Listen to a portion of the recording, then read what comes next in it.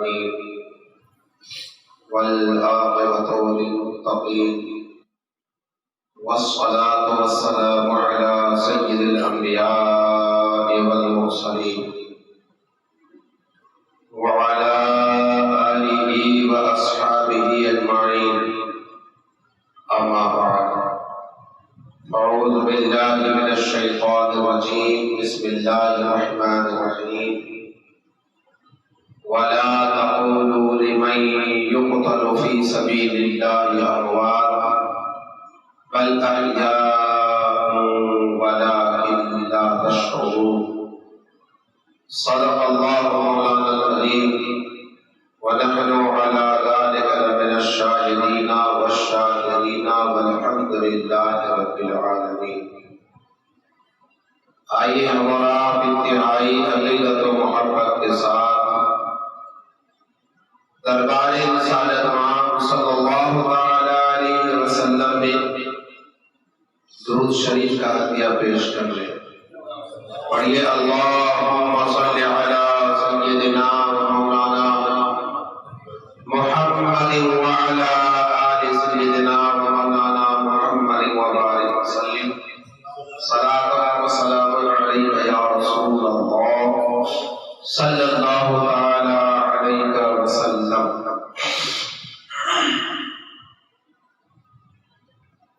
برادران ملت اسلامیہ،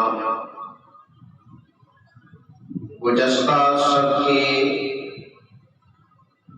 واقعات سے یہ ثابت ہو گیا کہ جو لوگ اللہ تبارک و تعالی کی راہ میں قتل کیے جائیں، مارے جائیں، اپنی جان قربان کر دیں، وہ زندہ ہے. اور انبیاء کرام بھی زندہ ہے. اس لیے زندہ ہے کہ جب غلام زندہ ہے تو آقا کیسے مردہ ہو سکتا ہے؟ جی جب غلام کی یہ شان ہے کہ اللہ تبارک و تعالی، دیکھیے ایک بات، اللہ نے جس کو اونچا مقام دیا ہے اس مقام کو کوئی امتی نہیں پا سکتا. جیسے نبوت اور رسالت کوئی بندہ شہید ہو کر پا لے گا؟ کوئی بندہ چاہے کہ میں نبوت کا درجہ، رسالت کا درجہ میں حاصل کر کے شہید ہو کر میں وہ درجہ حاصل کر لوں، کر لے گا؟ نہیں ہو سکتا. اس لیے بھی نہیں ہو سکتا ہے، ویسے تو ہو ہی نہیں سکتا کرم کرانے سے کوئی نبی بن جائے. اور یوں بھی نہیں ہو سکتا کہ اب تو نبوت کا دروازہ ہی بند ہے، میرے آقا جو ہے وہ آخری نبی ہے، ان کے بعد اب کوئی نبی ہوگا ہی نہیں. اگر کوئی نبوت کا دعویٰ کرے، اعلان کرے تو وہ جھوٹا ہے، مکار ہے. اس لیے کہ قرآن پاک نے تو فیصلہ کر دیا، ما کان محمد ابا احد من رجالکم ولکن رسول اللہ وخاتم النبیین. میرے آقا جو ہے وہ نبیوں کے خاتم ہیں، انہوں نے دروازہ ہی بند کر دیا. ان کے بعد اب کوئی نبی قیامت تک نہیں آئے گا. ہاں عیسیٰ علیہ السلام آئیں گے مگر وہ کوئی نئے نبی نہیں ہوں گے. عیسیٰ علیہ السلام آئیں گے ضرور قیامت سے پہلے، مگر وہ کوئی نئے نبی نہیں ہے. وہ تو دنیا میں ایک بار آ چکے ہیں، اللہ تعالیٰ نے ان کو اٹھا لیا. حضور اکرم صلی اللہ علیہ وسلم سے پہلے وہ آئے تھے، 500 برس پہلے قریب آئے تھے، پھر اللہ تعالیٰ نے انہیں اٹھا لیا. اب قرب قیامت میں وہ آئیں گے، لیکن وہ کوئی نئی نبی نہیں ہے. اب یہ نہیں کہا جا سکتا کہ عیسیٰ علیہ السلام آئے ہیں تو حضور آخری نبی کیسے ہوئے؟ آخری ہے. عیسیٰ علیہ السلام تو ان سے پہلے آئے تھے، پھر اللہ نے انہیں اٹھا لیا. ابھی وہ چوتھے پدم پر ہیں. کہاں ہے؟ قیامت سے پہلے اللہ تعالیٰ انہیں بھیجے گا، دنیا میں اتارے گا۔ دمشق کی جامع مسجد کے پوربی مینارے پر دو فرشتوں کے سہارے کندھے پہ ہاتھ رکھے فرشتے ان کو لے کے اتریں گے۔ امام مہدی کا زمانہ ہوگا۔ بہرحال تو وہ کوئی نئے نبی نہیں ہے، تو شہادت سے کوئی نبی نہیں بن سکتا۔ نبوت اور رسالت کا اتنا اونچا مقام ہوتا ہے، انسانوں میں سب سے ارفع و اعلیٰ کا جو درجے کا انسان ہوتا ہے وہ نبی اور رسول ہوتے ہیں۔ اب بھلا سوچو کہ اتنے بڑے درجے والے انسان نبی اور رسول تو مردہ ہو، اور ان کے غلام جو شہید ہیں وہ زندہ ہو، ان کے جو غلام ہیں وہ تو زندہ ہو، اور ان کے جو آقا ہیں جو نبی اور رسول ہیں جو کہیں بڑھ کر چڑھ کر درجہ اور مقام والے ہیں وہ مردہ ہو۔ ایسا ہو سکتا ہے؟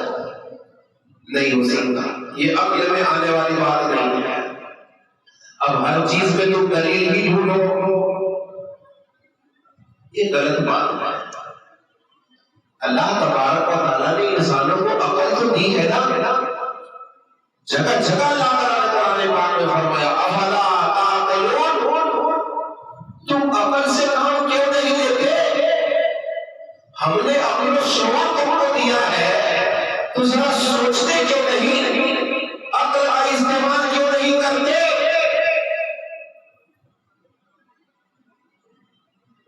ہر چیز کو نظروں کے سامنے ہی دیکھنا چاہتے ہو۔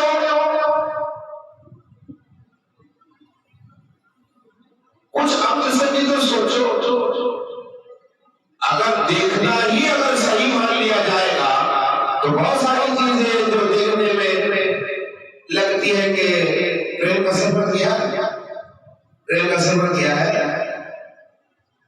تو کیسا لگتا ہے؟ درخت بھاگ رہا ہے۔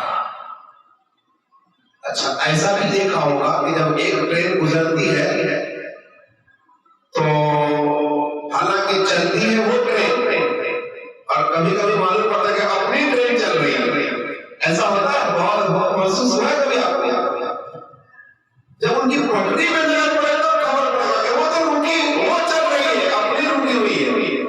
لیکن کبھی کبھی ڈبے پر نظر ڈالیں گے تو ہماری نگاہوں کو بھی دھوکا ہوا کہ لگتا ہے کہ اپنی ٹرین چل رہی ہے، سامنے والی رکی ہے، حالانکہ وہی چلتی رہتی ہے۔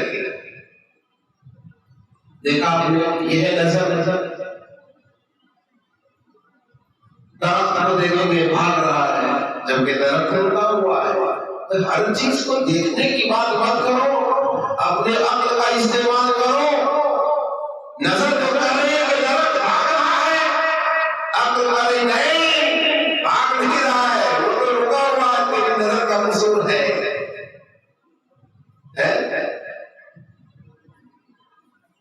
اسی لیے اللہ نے فرمایا افلا تعقلون، تم اپنے عقل کا استعمال کیوں نہیں کرتے؟ عقل سے کام کیوں نہیں لیتے؟ ہم نے گاڑیاں تو نہیں بنایا ہے نا، اپنا شعور دیا ہے۔ یہ جب غلام زندہ ہے تو ان کا آقا مردہ کیسے ہو سکتا ہے؟ آج میں آپ کو، آج میری ویسے میں طبیعت تھوڑی ڈھیلی ہے، مختصر میں بات ختم کروں گا۔ آج میں آپ کو سرکار دو عالم صلی اللہ تعالی وسلم کے دو صحابی حضرت حذیفہ رضی اللہ تعالی عنہ اور حضرت جابر بن عبداللہ رضی اللہ تعالی عنہما، ان دونوں صحابہ کا واقعہ آپ کو سناؤں گا، اور یہ کوئی بناوٹی کہانی نہیں ہے بلکہ یہ سچا واقعہ ہے۔ 1933 عیسوی کا یہ واقعہ ہے۔ کب کا ہے؟ 1933 عیسوی کا واقعہ ہے، قریب 100 سال ہونے آئے۔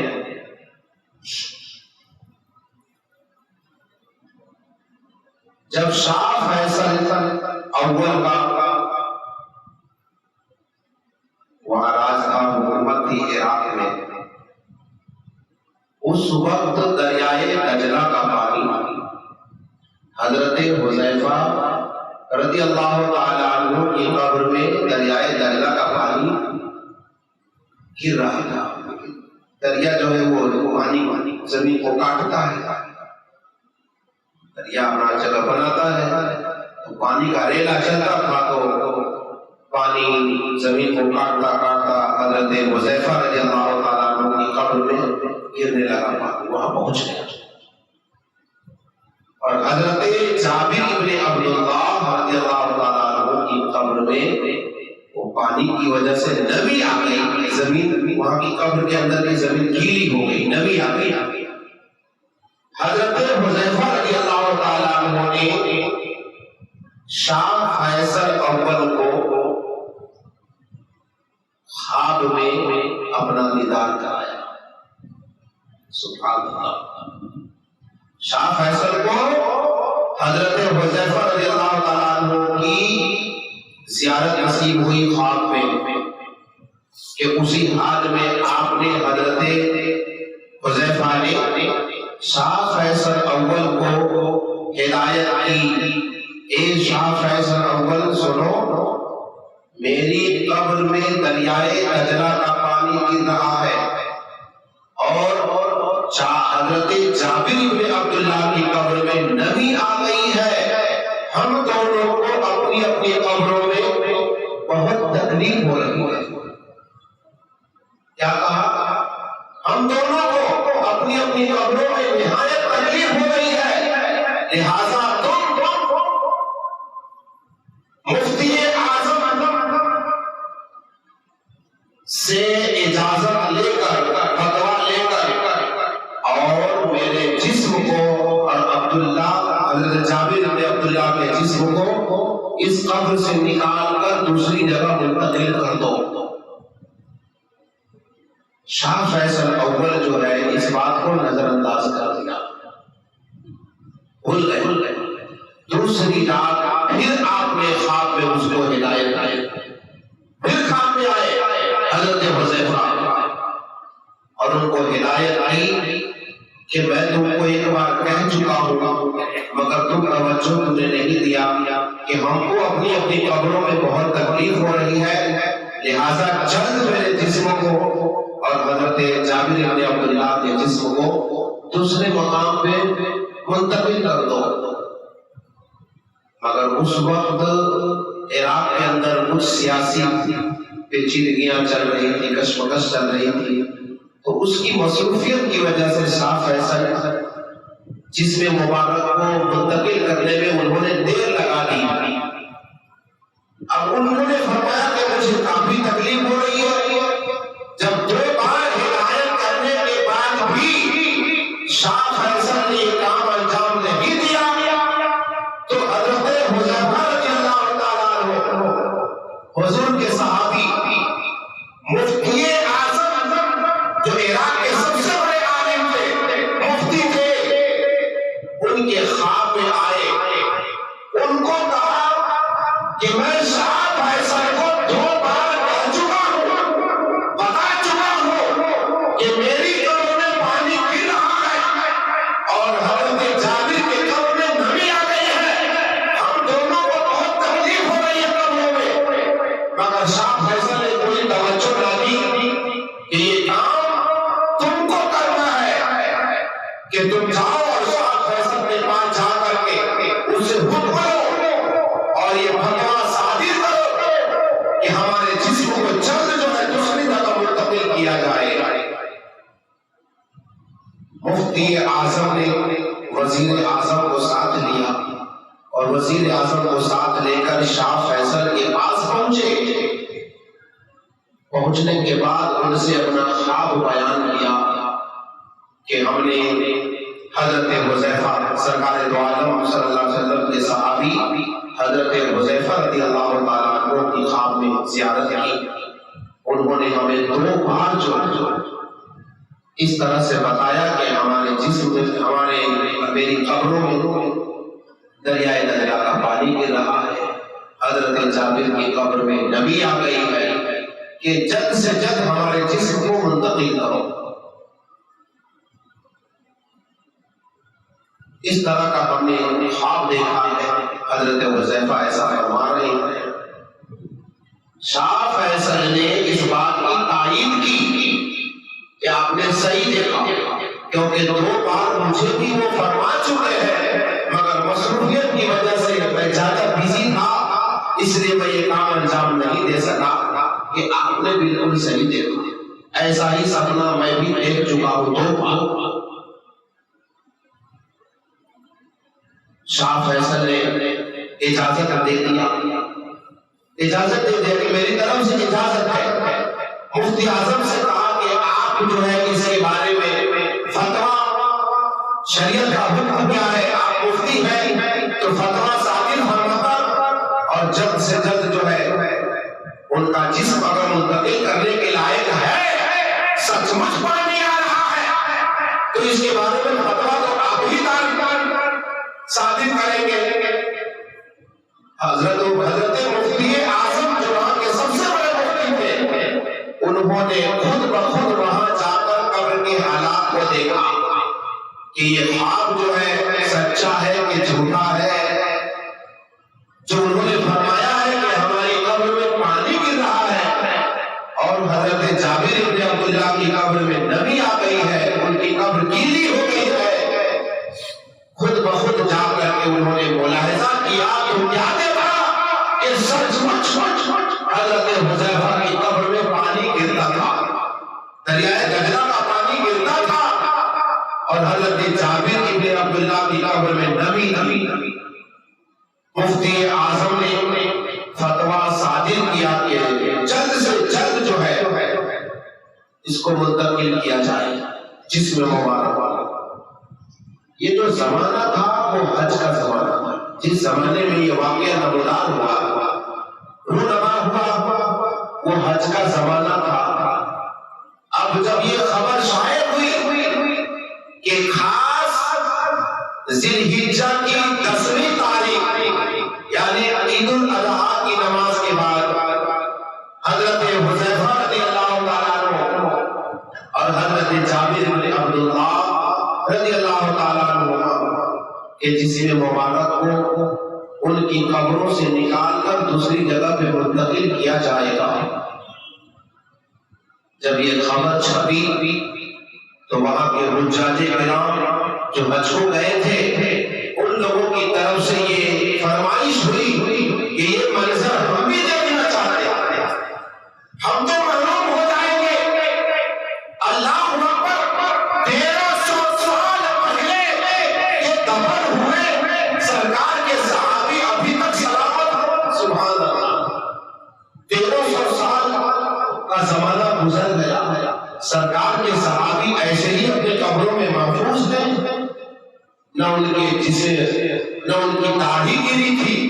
دیکھیے داڑھی اور بال کا معاملہ ایسا ہے کہ جب انسان مر جاتا ہے نا تو اس کا بال بھی موٹا ہو جاتا ہے، آپ کھینچو گے تو کھینچا جائے گا، کوئی جان نہیں رہتی بالوں میں۔ مگر حضرت حذیفہ، حضرت جابر بن عبداللہ، ان دونوں صاحبین کہ جسم مبارک بالکل صحیح سلامت تھے، تر و تازہ جسم ہے، یہاں تک کہ آپ کے کفن بھی جھوٹ بال مبارک ایسے ہی تھے، داڑھی مبارک ایسے ہی تھے، اور بڑی بہترین بھینی خوشبو آ رہی ہے جسم مبارک سے۔ یہ منظر دیکھنے کے لیے حاجیوں نے فرمائش کی کہ تاریخ آگے بڑھا دی جائے تاکہ ہم لوگ حج کرنے کے بعد ہم بھی اس منظر کو دیکھ سکیں۔ تاریخ 20 ذی الحجہ کو رکھی گئی، کتنے ذی الحجہ؟ 20 ذی الحجہ کو تاریخ رکھی گئی۔ پورے عالم اسلام میں خبر پھیل گئی، لوگ دیکھنے کے لیے ٹوٹ پڑے۔ جب مشین لائی گئی آپ کو نکالنے کے لیے تو کتابوں میں درج ہے کہ حضرت حذیفہ رضی اللہ تعالیٰ اور حضرت جابر بن عبداللہ رضی اللہ تعالیٰ یہ دونوں حضرات جب مشین وہاں رکھا گیا تو آپ کا جسم آپ کو آپ جو ہے مشین میں آ گیا. سبحان اللہ. خود بخود آپ کا جسم جو ہے آپ کے جسم کو لوگوں کو اٹھانے کی ضرورت بھی نہیں ہوئی, خود بخود جو ہے وہ مشین میں آ گیا اور لے جا کر دوسری جگہ پہ آپ کو منتقل کیا گیا. دیکھا آپ نے 1300 سال پہلے جو صالحین کے حضرات دفن ہوئے تھے, 1300 سال کے بعد بھی کسی کیڑی کی ہمت نہ ہوئی کہ ان کے جسم کو کھائے, نہ مٹی کی ہمت ہوئی کہ ان کے جسم کو کھائے, نہ جسم سڑا نہ گلا. کیوں؟ صرف انبیاء ہی زندہ نہیں رہتے, صرف شہداء ہی زندہ نہیں ہوتے. جن جن لوگوں کے دلوں میں اللہ اور اس کے رسول کی محبت بسی ہوئی ہوتی ہے وہ بھی زندہ ہوتے ہیں, وہ بھی زندہ ہوتے ہیں. تبھی تو کہا کسی شاعر نے, حضرت عاصی علیہ الرحمہ ایک شاعر تھے, حضرت عاصی علیہ الرحمہ, عاصی شہید عشق ہو مردہ جانیو. ایک شہید ہوتا ہے گردن کٹا کر, اور ایک شہید ہوتا ہے کسی کی محبت میں جان دے کر. جتنے بھی صحابہ تھے ہر صحابہ نے سرکار کی محبت میں ہی اپنی جان دی ہے. مرتے دم سرکار کا نقشہ, ان کی زیارت, ان کا خیال ان کے دماغ میں رہتا رہا. صحابہ ایک پل کے لیے حضور کو نہ دیکھتے تو بے چین ہو جاتے. عاصی شہید عشق ہو مردہ جانیو, مر کر ملی ہے زندگی جاویداں مجھے, مر کر ملی ہے زندگی جاویداں مجھے. عام لوگ مرتے ہیں تو مر جاتے ہیں, مگر اللہ والے جن کے دلوں میں اللہ رسول کی محبت ہوتی ہے مرنے کے بعد بھی وہ زندہ رہتے ہیں. ایسا نہیں ہے کہ جو شہید ہو گئے وہی زندہ ہیں, انبیاء ہی زندہ ہیں, نہیں, بلکہ جو اللہ والے ہیں جیسے سرکار کے صحابہ ہیں, اللہ تعالیٰ کے جو ولی ہیں وہ بھی اپنی اپنی قبروں میں زندہ ہیں, کیونکہ ان کا دل, ان کا سینہ کینہ سے بھرا ہوا نہیں رہتا. ہمارے آپ کے ان کا سینہ سرکار کی محبت کا مدینہ ہوتا ہے, ان کا سینہ شہر مدینہ بنا ہوتا ہے, اور سرکار کی یاد ہمیشہ ان کے دلوں میں گھومتی رہتی ہے, گردش کرتی رہتی ہے. سرکار کے عشق میں جینا, سرکار کے عشق میں مرنا. میں سو جاؤں یا مصطفیٰ کہتے کہتے, کھلے آنکھ صلی علیہ کہتے کہتے. سوتے تو سرکار کی یاد میں, جگتے تو سرکار کی یاد, کہیں بھی ہوتے سرکار کی یاد ان کا مغز میں رہتا. بولو وہ کیسے مر جائے گا, وہ کیسے مردہ ہوگا. حضرت حذیفہ رضی اللہ تعالیٰ عنہ سرکار کے صحابی ہی تو تھے. اللہ کی محبت اور آقا کی محبت ان میں دل میں تھی, جس کی وجہ سے نہ تو مٹی نے ان کے جسم کو کھایا, نہ کیڑے نے ان کے جسم کو کھایا, نہ ان کا گوشت سڑا, نہ ان کی ہڈی سڑی, بلکہ 1300 برس کے بعد بھی وہ چونکہ تو اپنی قبروں میں نظر آئی. سب سے بڑی بات یہ ہے کہ زندہ ہونے کی علامت کہ جب مشین وہاں پہ رکھا گیا تو خود بخود آپ کا جسم مشین میں آ گیا, یہ زندہ ہونے کی علامت ہے. میرے بھائیوں, اللہ تبارک تعالیٰ سے دعا کرتا ہوں کہ رب کریم ہمارے آپ کی ایمان کی حفاظت فرمائے. یاد رکھنا جنت کا دار و مدار نماز پر نہیں ہے, مطلب نماز ضروری ہے, نماز فرض ہے, نماز پڑھنا ضروری ہے, یہ فرض عین ہے, معاف نہیں ہے. مگر یہ ہرگز مت سمجھنا کہ اس نماز کے ذریعے سے ہم جنت میں چلے جائیں گے.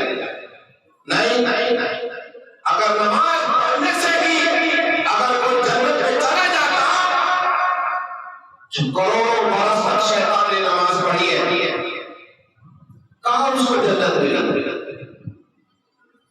چھٹکار کر بھگا دیا گیا، کہاں بچایا اس کی نماز نے اسے؟ جنت میں رہ کر بھی نکال دیا گیا۔ ہم لوگ کبھی باہر ہی ہیں، ابھی تو گئے بھی نہیں ہیں، تو نماز فرض عین ہے، کسی حال میں آپ نہیں ہے، مگر کوئی یہ نہ سوچے کہ اس نماز کے بدولت ہم جنت میں جائیں گے، نہیں، جنت میں کوئی بھی جائے گا خدا کی رحمت کے طفیل جائے گا، رب کریم کی رحمت کے طفیل جائے گا۔ کیوں؟ کہ ہماری نمازوں میں تو بہت ساری خامیاں ہیں، کبھی 4 نفل پڑھے، کبھی 4 والی ہو، 3 ہی پڑھنا، سر سجدے میں دل دنیا میں، بولے غلط بات ہے، بولو بھائی صحیح بات ہے، غلط بات ہے۔ امام صاحب کو بھی کبھی ایسا ہو جاتا ہے، سر سجدے میں دل دنیا میں، تو 3 کے بجائے 4 پڑھ دیا، اللہ اکبر، بولو صحیح بات ہے۔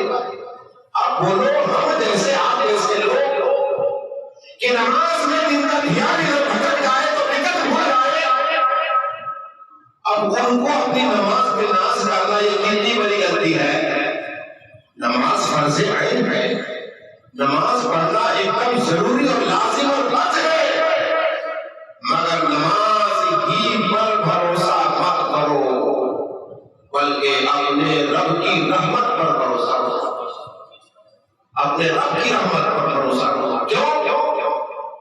کہ اپنی نماز پر بھروسہ کرو گے، شاید تمہاری نماز میں کوئی خامی ہو، کمی ہو، اور اسی کو لے کے تم گھوم رہے ہو گے، اتنی ساری پڑھی ہے، کیا اتنی ساری پڑھی ہے، اب وہاں گئے تو اللہ تعالیٰ فرمائے گا کہ یہی نماز لا دو، ہاں یہی نماز پڑھی، اللہ تعالیٰ لے گا اور منہ پہ مار دے گا، اس میں تو واقعہ ہے، اس میں جمبو سر دیے، نماز جس نے پڑھا تھا جمبو سر کھول کے دے، اس میں تیرا کریکٹر بھی ہے کہ نماز کی حالت میں کھانا چھینکتے تھے، ایسی نماز پڑھی ہے، اسی پر تو نے بھروسہ کر رکھا ہے، میری ذات پر بھروسہ نہیں ہوا، رب کی رحمت پر بھروسہ کرو، نماز پڑھو، لیکن جنت تو ملے گی رب کی عطا سے، اس کی رحمت سے، جی، اور جنت اللہ تعالیٰ نے بنائی ہے ایمان والوں کے لیے، کس کے لیے؟ ایمان والوں کے لیے۔ اگر نمازیں تو پڑھی ہے، روزے بھی رکھے ہیں، حج بھی کیے، وہ سب کچھ کیا، لیکن ایمان ختم ہو گیا، یعنی بھٹک گئے، راستے سے بھٹک گئے، اب لوگ کہتے ہیں کہ بھائی سب صحیح ہے، اب مولوی صاحب یہ سب نہیں پڑھنے کا، کسی کو پورا نہیں کہنے کا، سب صحیح ہے، سب کیسے صحیح ہے بھائی، سب کیسے صحیح ہے؟ سب صحیح نہیں ہو سکتا، ایک ہی صحیح ہوگا، حضور نے فرمایا کہ ایک ہی صحیح ہے۔ بہرحال تو مسلک اہل سنت والجماعت پہ قائم رہو، اہل سنت والجماعت کا جو طریقہ ہے اس پہ سختی کے ساتھ قائم رہے، اور ہمارے اہل سنت والجماعت کے جو امام ہیں، امام احمد رضا خان فاضل بریلوی رضی اللہ تعالیٰ عنہ، جن کو سچے عاشق رسول کہا جاتا ہے، کیا سچے عاشق رسول کہا جاتا ہے، اتنے بڑے عاشق رسول گزرے کہ رسول اللہ تو رسول اللہ ہے، ان کے اولاد کا بھی احترام کرتے تھے، ان کی آل کا بھی احترام کرتے تھے، وہ جاہل ہی کیوں نہ ہو، ان کا بھی احترام کرتے تھے، ایسا احترام کرتے، اتنا احترام کرتے اپنے پیر کا، یہ کتابوں میں پڑھتا ہوں تو ملتا ہے دیکھنے کو کہ اعلیٰ حضرت سرکار جو تھے، اب اگرچہ سید نہ تھے مگر علم اور مرتبہ اور مقام اور ولایت اللہ نے ایسی عطا فرمائی تھی کہ دیکھو ولایت جو ہے حضور کی جو آل ہے سب تو ولی نہیں. بولیے سید صاحب حضور کی جو آل ہے جیسے سید صاحب ہے سب سید صاحب ولی نہیں ہے. ہم سید صاحب دارو بھی پیتے ہیں جوا بھی کھاتے ہیں مگر ہم حضور کا پھول سمجھتے ہیں. حضور کی آنکھ کا وہ پھول ہے اگرچہ بھٹک گئے ہیں بگڑ گئے ہیں ماحول میں پڑ کے پینے لگے ہیں جگاڑ کرنے لگے ہیں نماز نہیں پڑھتے مگر ہم ان کو اللہ رسول اللہ صلی اللہ علیہ وسلم کی اولاد سمجھتے ہیں کہ ان کا بیٹا ہے ان کا نواسا ہے تو ہم ان کی تعظیم کرتے ہیں. ہم ان کو تکلیف دینا نہیں چاہتے لیکن حق بات کہنے میں مانا نہیں ہے. ہم ان کو کہہ سکتے تنبیہ کر سکتے ہیں. سرکار دو عالم صلی اللہ علیہ وسلم نے اپنی بیٹی سے کہا کہ یہ مت سمجھنا کہ تیرا باپ نبی ہے میں کچھ نہیں کروں گا تیرے لیے میرا باپ سمجھ لینا. یہ ڈرانے کے لیے تھا حالانکہ سب کچھ کریں گے مگر فاطمہ کو ڈرایا کہ نہیں ڈرایا. تو سید صاحب کو بھی ڈرانا ضروری ہے کہ جو سید صاحب نمازی نہ پڑھے حالانکہ نماز کا حکم ان کے گھر سے شریعت ان کے گھر سے نکلی قرآن ان کے نانا جان کے گھر میں اترا اور وہاں یہ اندھیرا ہو یہ اچھی بات ہے. وہ دنیا والوں کو راہ راست دلائے گمراہوں کو سیدھا راستہ بتائے یہ تو ان کا کام ہے اور وہ خود گمراہ ہو جائے.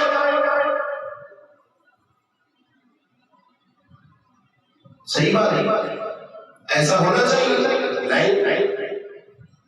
تو حضور کی آل ہونا اور بات ہے اور حضور کی آل کے بعد جو دوسرے لوگ ہیں انہوں نے سید آل رسول ہونے کے بعد بھی علم نہیں پڑھا نانا جان کی کتاب نہیں پڑھی قرآن کا علم نہیں سیکھا نانا جان کی حدیث نہیں الٹی کبھی کھول کے بھی نہ دیکھا کہ نانا جان نے. اب دیکھو سید صاحب کو دیکھو کہ بایاں سے چائے پی بایاں ارے نانا جان نے یہی سکھایا تھا نانا جان نے ایسا ہی کہا ہے بایاں سے چائے پینا. تو اب ان کو یہ بھی معلوم نہیں ہے کہ نانا جان نے دائیں ہاتھ سے پینے کو کہا ہے. تو آل رسول چونکہ اولاد رسول ہے رسول کا خون ہے اس لیے ہم ان کا ادب و احترام کرتے ہیں. رہی بات علم کی عمل کی تو کبھی کبھی انسان غیر سید ہونے کے بعد بھی حضور کی حدیث پڑھتا ہے قرآن کا علم حاصل کرتا ہے عبادت کرتا ہے ریاضت کرتا ہے رسول اللہ سے سچائی صحیح کرتا ہے تو اللہ تبارک و تعالیٰ اسے بہت اونچا مقام عطا فرماتے ہیں.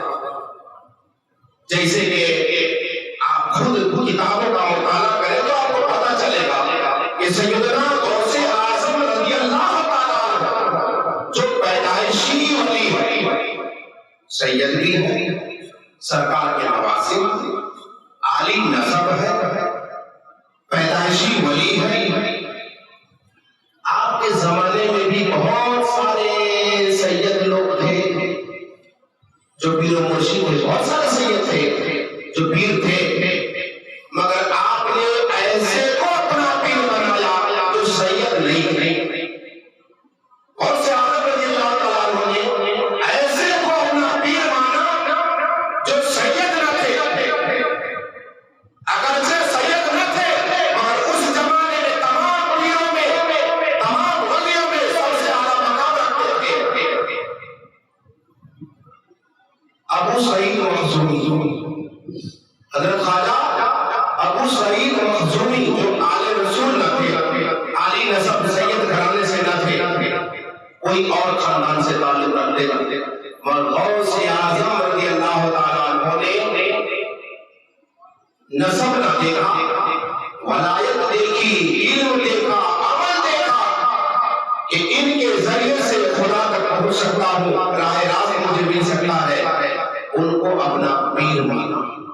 اور دوسرا یہ بھی ہو سکتا ہے کہ انہوں نے اس لیے بھی ان کو پیر مان لیا ہو کہ کل چل کے کوئی اعتراض نہ کرے، یہ دلیل بن جائے، شریعت کا قانون ہے کہ پیر تو اسی کو بناؤ خود صحیح راستے میں ہو، جو عالم ہو، علم رکھتا ہو، عمل رکھتا ہو، اس کو پیر مانو، وہیں سے تم کو سیدھا راستہ ملے گا۔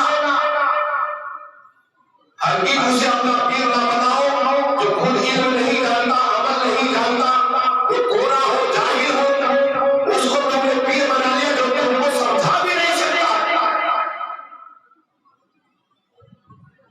اس سے ہم کو وفا کی ہے امید جو خود نہیں جانتے کہ وفا کیا ہے،